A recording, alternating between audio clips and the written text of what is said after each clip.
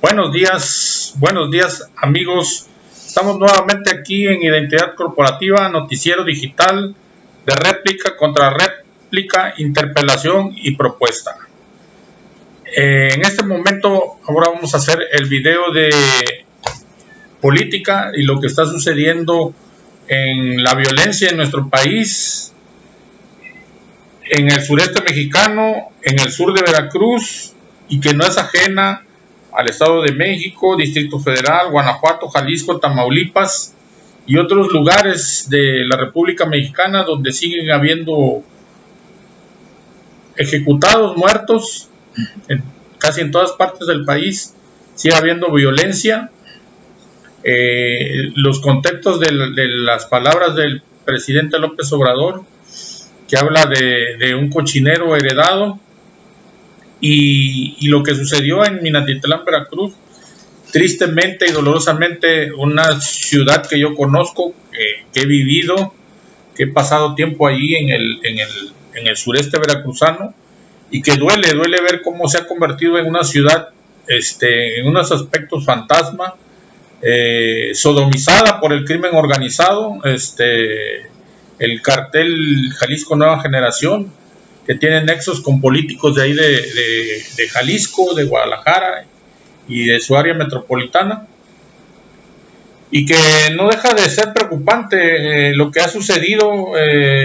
Llevan una contabilidad, creo que en total de 13, 15 muertos. Fue triste ver cómo un padre de familia, su esposa, su hijo, han estado ya los medios tradicionales sacando a contexto todo eso.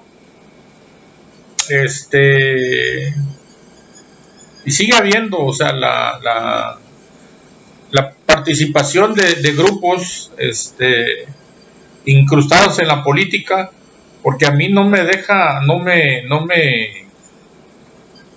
acaba de caer el 20 de que en toda esta cascada de violencia que empezó en tempranos momentos allá en los años 60 y 70, con el trasiego de droga y con el tráfico de indocumentados, con los grupos de pateros, que se le llama aquí, o polleros en el sureste, que viven actualmente en la zona limítrofe de la frontera, que fueron los que fueron evolucionando en ese aspecto, y el negocio se lo trajeron a México y lo han estado explotando. Ya lo han llevado a los extremos más sodomasoquistas, que es lo que viene siendo la extorsión, el secuestro, que sí está muy mal, o sea, lo que están haciendo. Pero sí hay vínculos de grupos políticos, indudablemente, que se oponen a salirse del status quo, del control que ellos tenían político, y dentro de las fuerzas de seguridad y del ejército, consiguieron gente afín a ellos, que la llevaron a su contexto a aventarlos al ambiente del crimen organizado, y se hizo una suerte de olla de presión y todo eso explotó.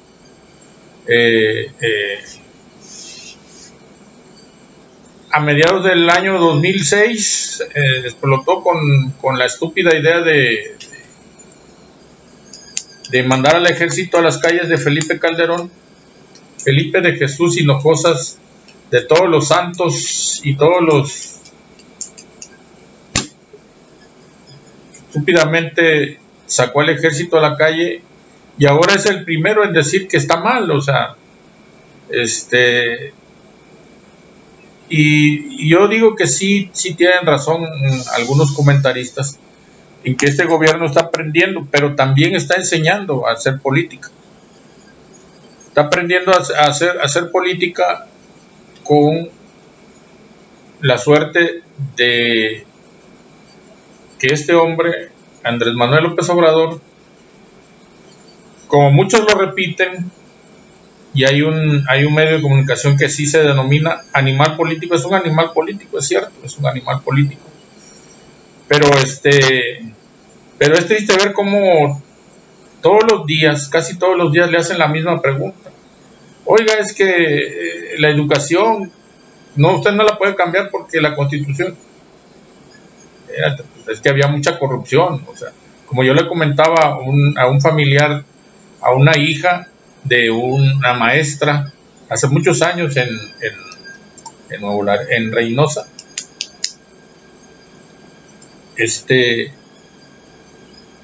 donde su hermana, donde su mamá era maestra de carrera, o sea, fue a una escuela de educación para ser maestra, pero ya ellos no, o sea, pero tenían ellos retenidos plazas. O sea, ¿qué era eso? De que el gobierno no le importaba. O sea, si se hacían 100, 200, 300, 500 plazas cada año, a él no le importaba, se las daba al CENTE, al sindicato. Que después, por eso mismo del chacalismo y la rebatinga por las plazas, se dividió en dos sectores, y esas secciones se convirtieron en la coordinadora, no en el sindicato, la CENTE y el CENTE. Ellos repartían las plazas, y los gobiernos estatales, por lo mismo, el corporativismo sindical, para tenerlos aunados a su repertorio de mapacheo político en tiempos de elecciones, y decir, no, es que este sindicato que tiene 2, 3 millones de afiliados está conmigo, y esos 2, 3 millones de votos ya están contabilizados conmigo. A ver, tráigase todas las credenciales del elector del sindicato. De la CTM, tantos. Del SUTER, de los electricistas. De el STPRM, de los petroleros. De los mineros. De la CROM, de todos los sindicatos que el PRI propició, financió y creó a los líderes. Esa es la historia de los sindicatos en México. Esa es la realidad. Fueron creados por el PRI y a beneficio del PRI, y ahora ellos dicen que no, que el sindicalismo es culpa de que ya no les sirve, que ya el sindicalismo ya no es para ellos, y que por favor ya los dejen de ligar con ese tipo de prácticas, cuando todos esos líderes, hay una historia que traigo en contexto. Hace muchos años en Coatzacoalcos, Veracruz, pues es una zona 100% petrolera. Hay como unas 8 o 10 secciones sindicales ahí pertenecientes al Sindicato Nacional, pero están por secciones, y está dividida en complejos y en terminales marítimas y hospitales. Pero el grueso ¿por qué traigo en contexto? Porque voy a explicar cómo el sindicato tenía tanta fuerza y tanto poder en el sureste veracruzano, que crearon una ciudad, crearon un municipio libre, el municipio de Nanchital. Y voy a sacar a contexto, por eso estoy contando cuántos sindicatos, pero uno que era muy poderoso de todos, inclusive de Minatitlán y todo, era la sección 11 de Nanchital, estaba radicada en Nanchital. Allí era un ejido de Coatzacoalcos, una población, no sé, de 15, 20 mil habitantes, y aunado a que fue creciendo, ¿no? Pero no llegaba para un quórum de un municipio. Todos los trabajadores petroleros vivían en Coatzacoalcos, Veracruz.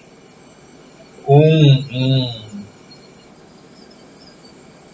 universo de unos, no sé, 400, 500 mil habitantes que tenían Coatzacoalcos en su periferia del casco del municipio, y los ejidos, Allende, Nanchital, todos esos que estaban ahí alrededor, pues siempre vivieron a expensas del municipio. Y ellos pues sí participaban, porque pues sí contaban los votos de la sección 11, aunque vivían en Coatzacoalcos. Ellos decían, bueno, ahí les estamos dando tantos votos y ahí les va. Y siempre participaban en los cabildos, llevaban una participación, tanto de gente que participaba en el municipio como en las regidurías. Ellos repartían su gente y trabajaban en Pemex y trabajaban en el municipio. ¿Pero por qué? Para estar infiltrados allí y tener cierto estatus allí en la administración municipal. Pero ellos se cansaron. El sueño de ellos era ser municipio libre. En cierto momento de la historia, ser municipio libres, y eran liderados por un personaje del Istmo de Tehuantepec, dominado Francisco Javier Valderas Gutiérrez, famoso por su seudónimo Chico Valderas. Y Chico Valderas era un líder y era esto y lo otro, y siempre a mano alzada, y siempre se reelegía. Pero llegó un tiempo en que él le dijo a Gutiérrez Barrios, cuando fue candidato a gobernador: bueno, ya vine, ya estoy aquí con usted. Mire, le traigo tantos miles de votantes del sureste. Unos viven en Coatzacoalcos, otros viven en Nanchital y otros están regados por todo, pero son como 500,000. Oh, poco, sí. Estos van a votar por usted, y usted en Coatzacoalcos, Minatitlán, Las Chuapas, Aguadulce, Allende, toda la parte de la sierra, usted olvídese,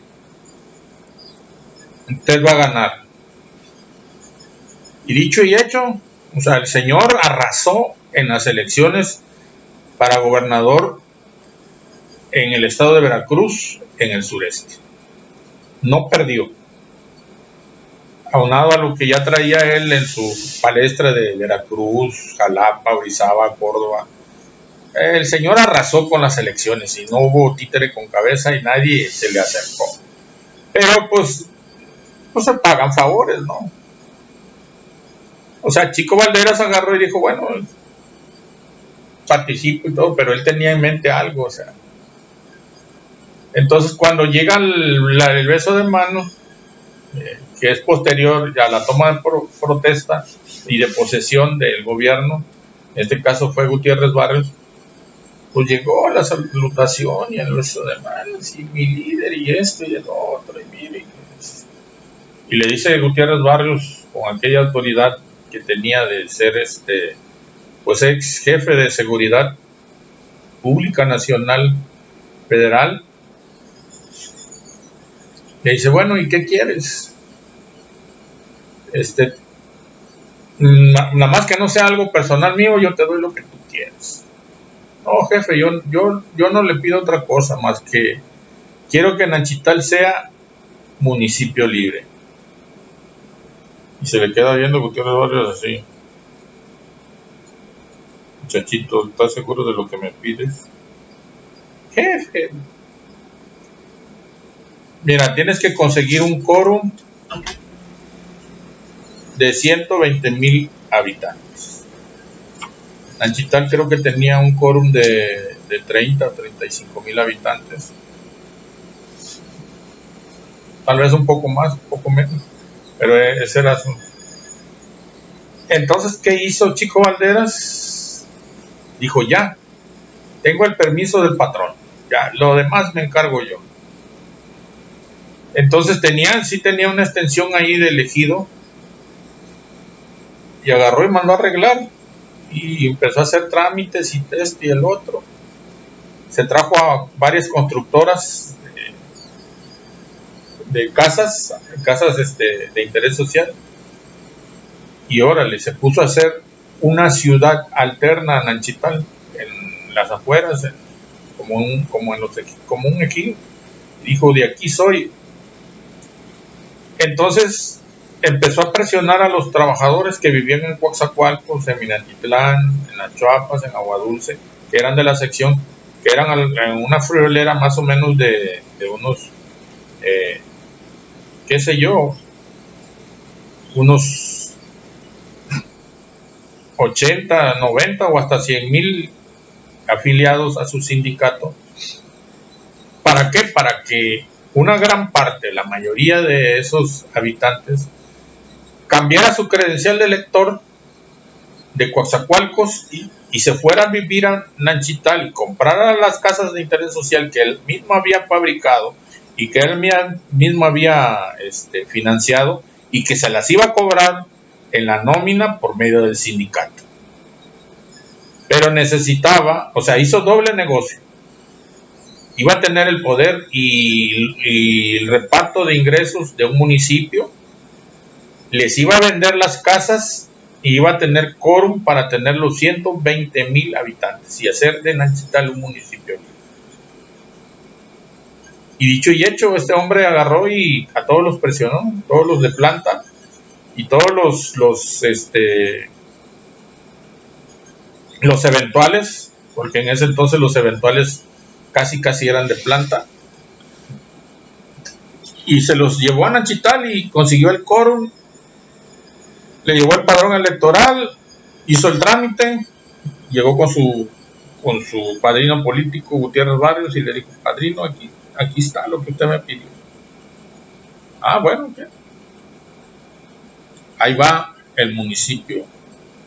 O sea, actualmente Nanchital es un municipio libre, pero al que yo voy, en ese entonces todavía vivía y estaba en la cúspide Joaquín Laquina, Joaquín García Laquina.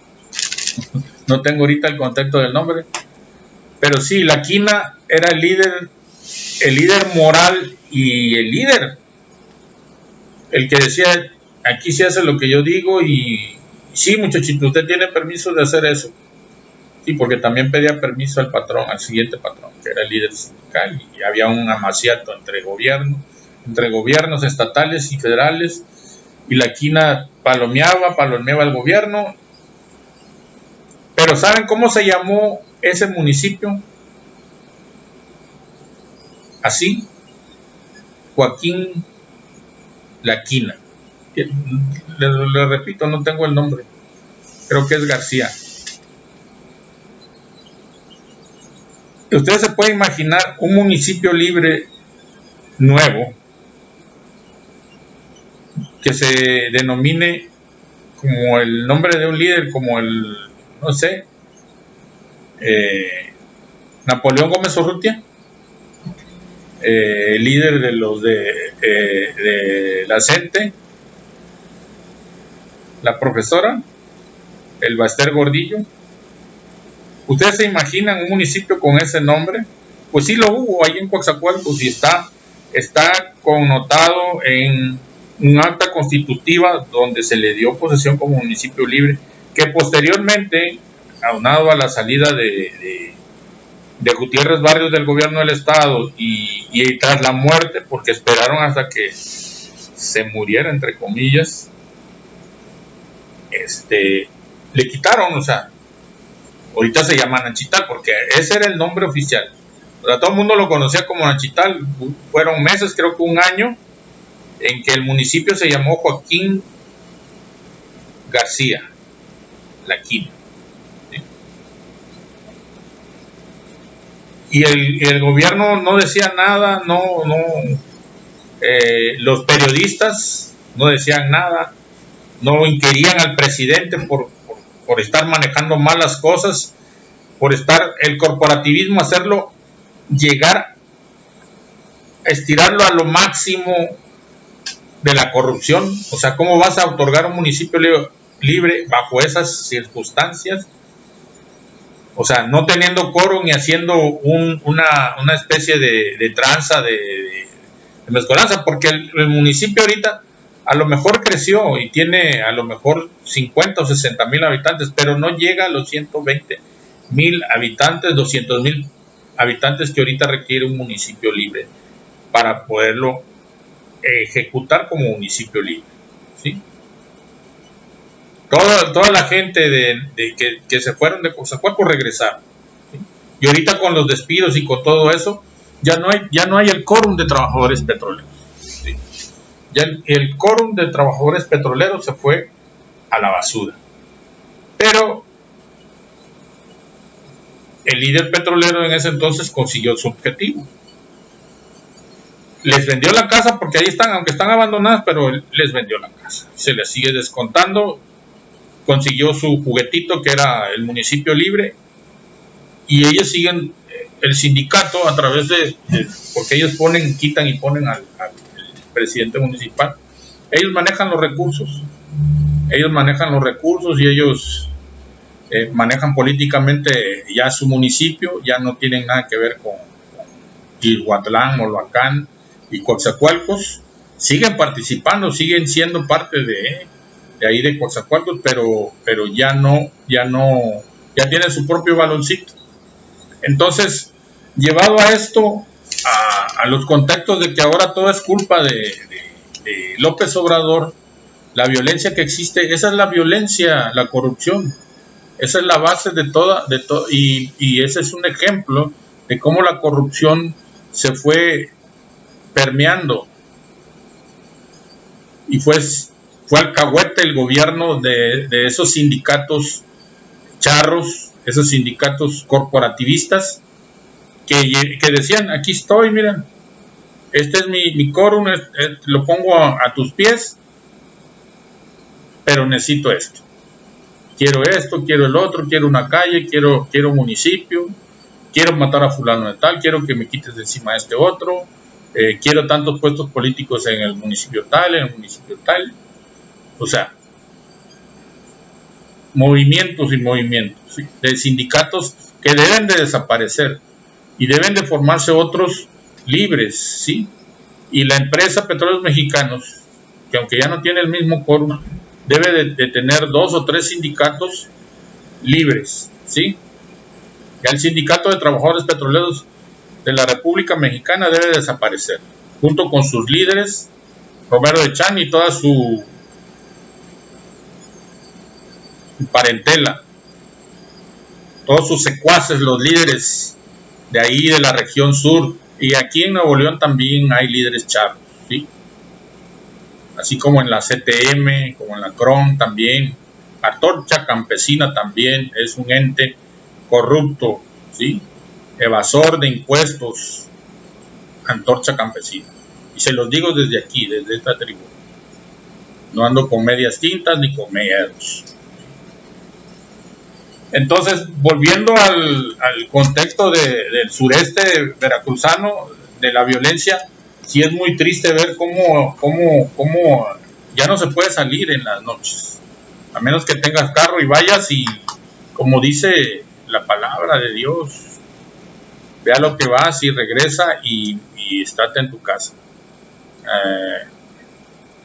El mes de febrero estuve por allá por el sureste veracruzano y era triste ver yo caminé muchos años en mi juventud allí en Coatzacoalcos, en Minatitlán, caminé, y yo podía caminar 12, 1, 2, 3 de la mañana, a veces en diversiones, en cosas que, bueno, se mete uno en su juventud, pero yo caminé en las madrugadas en Coatzacoalcos, y era bonito venir desde el centro de Coatzacoalcos hasta la colonia Palmasola, que era entonces, ahorita es Benito Juárez Norte, ahí por la Petrolera, caminar desde allá, desde el centro hasta ahí a la casa de mi madre, sin que me pasara nada, sin que hubiera violencia, sin que hubiera... Y aunado a que por decirlo así, si caminabas entre 11 y 12 de la noche, te encontrabas a gente en las afueras de su casa refrescándose, ¿sí? O sea, platicando, comentando o haciendo cualquier cosa, ¿sí? Refrescándose antes de meterse a dormir, 11, 12 de la noche. Ahora las calles solitarias, ¿sí? Sin gente en las calles caminando y sin gente en sus porches, en las afueras de su casa, platicando o refrescándose. Es triste ver eso. Sí, es muy, muy, muy peligroso lo que está sucediendo. La sodomización de Coatzacoalcos y la región sur.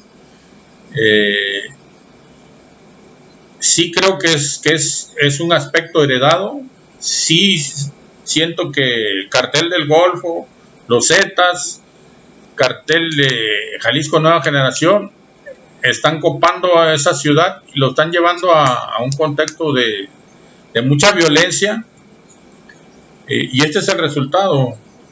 Estas muertes que hubieron en Minatitlán, es gente que estaba pues en un convivio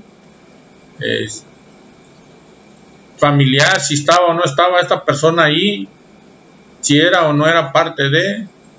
Es punto que no está a discusión. Fueron muchas muertes, fue una masacre.